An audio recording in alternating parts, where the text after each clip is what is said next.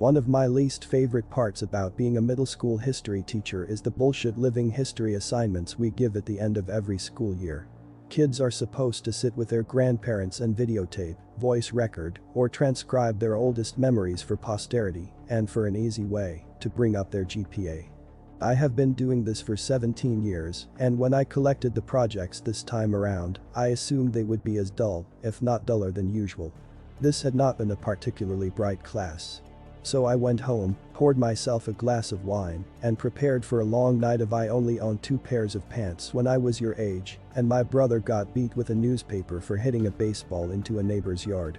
And of course, these projects were peppered with innocent old person comments that were so horribly sexist and racist you just had to laugh.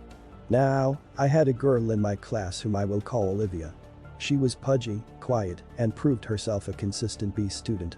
I expected her project to be as unremarkable as her, and perhaps that's why I was so profoundly disturbed by what I witnessed that night. Olivia had submitted 2 discs for some reason, so I began with a 1 marked interview. My screen hiccuped twice before a grainy image of a living room came into view. The place was a hoarder's hell. Olivia was curled up in an armchair clutching a notebook and looking like a scared animal. Across from her sat a man with a somber countenance, smoking a cigarette and staring at her expectantly. Go ahead, a woman's voice whispered from behind the camera. Olivia's owlish eyes flashed towards the screen, then back to the man. I am here with my great-uncle Stephen, she began almost inaudibly. He is going to tell us about his oldest memories from being in the army. Great-uncle Stephen looked like he'd rather be in a goddamn trench at the moment, but he waited patiently for the questions to begin. Not surprisingly, Olivia read verbatim from the suggested questions sheet I had handed out to the students. He answered her curtly. Once or twice I heard her mother whisper, "Speak up, Olivia," from behind the camera. Typical, boring shit. So I was intrigued when Olivia set down the notebook and asked, "Did you like being in the army?" That was totally off script. Great-uncle Stephen emitted a chain smoker's wheeze. Nope. Glad to get out of my town though. Where did you go? Balkans. She said. I doubted she knew what the Balkans were, and my suspicion was confirmed when she asked, was Balkans very different from here? Yes. Mom cleared her throat from behind the camera, perhaps encouraging Great-uncle Stephen to be a little more forthcoming. But Olivia seemed genuinely interested. Uncle Stephen, she asked, what is your very worst memory from the army? The old man crushed his cigarette in the ashtray and then slowly lifted himself out of his chair. I'll be back, he mumbled. The camera cut off. When the screen flashed back on, everything was the same, except Great-uncle Stephen had several pieces of paper in plastic sleeves laid atop all the crap sitting on his coffee table. One, he held in his hand. I was a kid when I enlisted, he said, looking at Olivia. Your brother's age, he told her. Olivia nodded. I never saw combat. Both of my deployments were to cities in Eastern Europe that had been destroyed by civil wars. Everything was a mess. I felt like a janitor for fuck's him.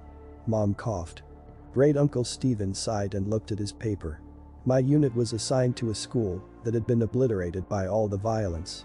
Broken windows, caved-in rooms, and for some reason, the part that got to me the most was that the school had been like this for years, before we got there. No one had lifted a finger to fix it. I saw kids walk by it on their way to go beg for money, or whatever shit they did. The camera dipped towards the floor as I heard Mom whisper harshly at Great-uncle Stephen. I couldn't make out what she was saying, but it wasn't hard to imagine. Do you want to hear this goddamn story or not? I heard him bark in response. Then you better let me tell it how I want. Mom, Olivia chimed. Please stop interrupting. Are you presenting this in front of the class? No, Mom, we're just handing it in to the teacher.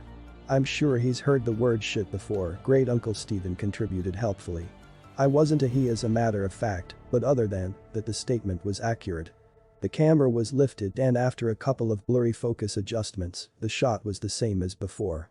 I'm talking too much anyway, he grumbled. He lifted the piece of paper in his hand close to his face. In the basement, I found this letter. I didn't know what it said, but I had a buddy of mine translate it. So I'm gonna read it now. And then I'll tell you what I saw in that basement. A chill ran down my spine. Mom zoomed into Great-uncle Stephen and his letter. His palsied hands trembled as he held up the paper. This is what he read. Dear sir, I never loved my country. So many of these skirmishes are born from patriotism, a power struggle for the shards of a once great empire, but I do not care what name my home has on a map. This fighting is senseless, and I stay as far away from it as I can. It was not these attacks and disorganized violence that took the lives of my wife and child. It was illness. Mercifully, it happened quickly for the baby. Nadja suffered for longer. I watched in horror knowing I could do nothing for them. My only solace is that I was there for them every step of the way. I stopped going to work one day, and no one came after me. I doubt they noticed I was gone. Since the school was simply across a field, visible from my window, it would have been easy to go for a few hours each day and come home quickly to care for them. But what was the point? All I did was clean floors. I was as useless to the world as I was to my family. I tried to take Nadja to the hospital, but the journey was too long and taxing. I brought her home and she died that night. After Nadja and the baby were gone, well, I don't remember much. I didn't leave my hovel, barely ate and slept, thought many times of taking my own life. Tempting though it was, I felt paralyzed by my own helplessness. The one thing that kept me sane was my radio. I never turned it off once. Even though I didn't listen to the words being said, in fact, the channel I got the clearest was in English, I think, which I don't speak a lick of. But the voices, the music, and the true knowledge that life existed beyond this violent city sustained me. I have no idea how long passed before I saw the light of day again. I was dizzy from hunger, so finding food was my priority. My radio came with me, of course. Since I first holed myself up, it has gone everywhere with me. It talks to me as I sleep and as I wake. I don't know what it's saying, but I know I would die without it.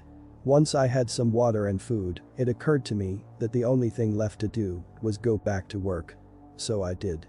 The following morning, I simply returned to the school, where I was a janitor, and got back to work. Nobody made a big deal out of it. Like I said, Nadja had been sick for a long time, and those who worked at the school knew it. I appreciate that no one had pestered me to come back to work during the hardest days of my life. The teachers never said much to me, but we smiled at each other in the halls, and that mutual respect was perhaps the reason I decided to come back at all. The place had gone to the dogs without me, so I simply grabbed my broom and rags from my closet and set to cleaning. Everyone is grateful to have me back, I know. And the best part is that nobody minds my radio. I bring it with me everywhere and keep the volume low enough not to disrupt the students. No one has ever complained. In fact, I suspect they like it.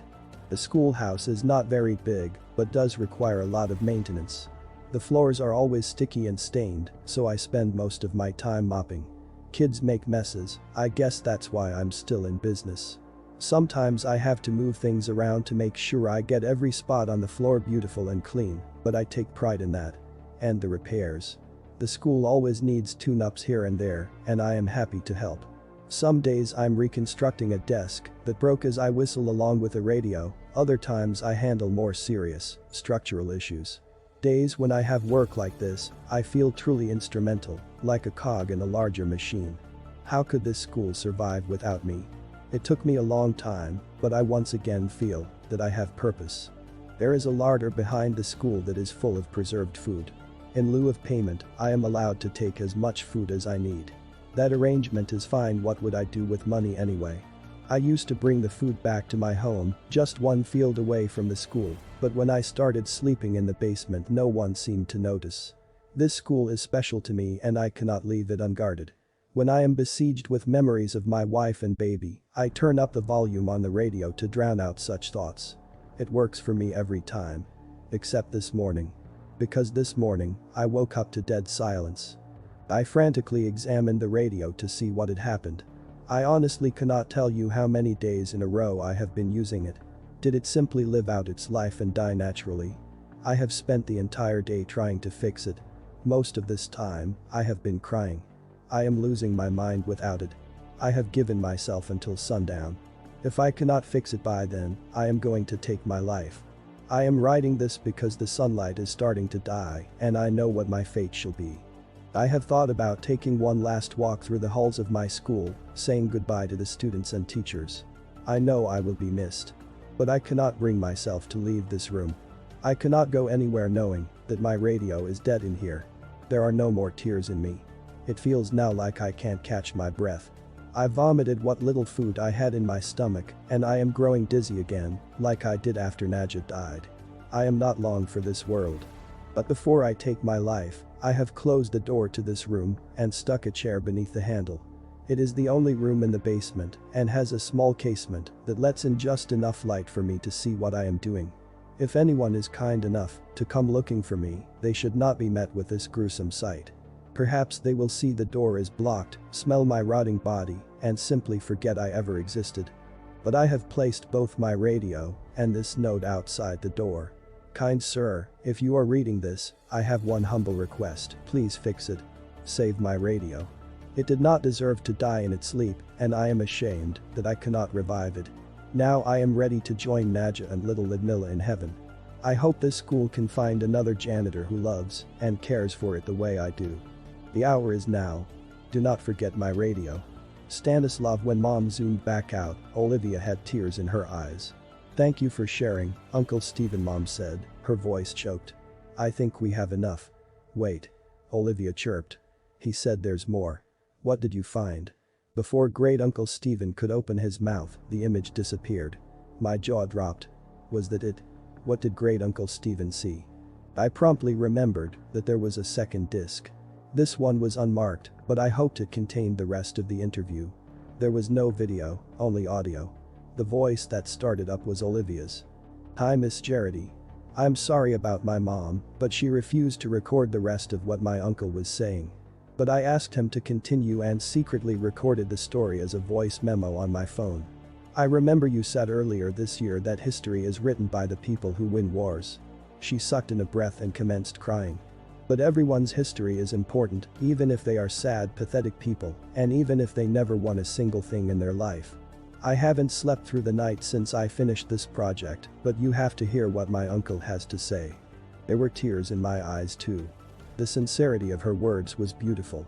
I was also flattered that she had remembered some trite phrase I threw around because it was what my history teachers said to me.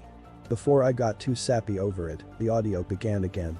Fine, came Mom's frustrated voice. If you want to hear the rest of the story, fine, but this is not appropriate for a school project. Let me finish, Great Uncle Stephen snapped. If it's too much for you, help yourself to a snack in the kitchen. But Olivia wants to know what happened. I heard her mother mumble something and walk away. Olivia and her uncle were alone. I imagined her looking at him expectantly. So did you find the radio? Or did it get ruined when the school got blown up? He rasped and I heard the distinct click of a lighter.